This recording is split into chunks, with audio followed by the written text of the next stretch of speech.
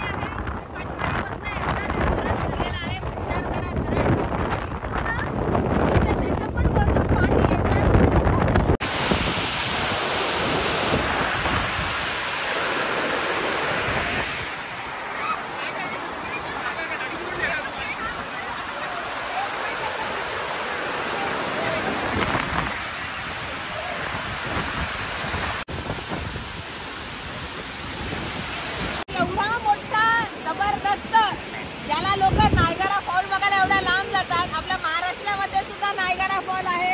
हा इथे भंडारदरा या ठिकाणी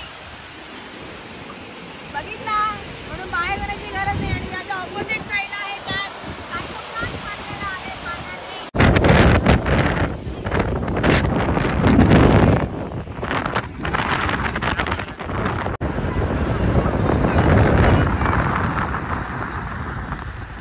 भंडारदरा धरण आपण मगाशी बघितलं, काय तो पाण्याचा वेग होता.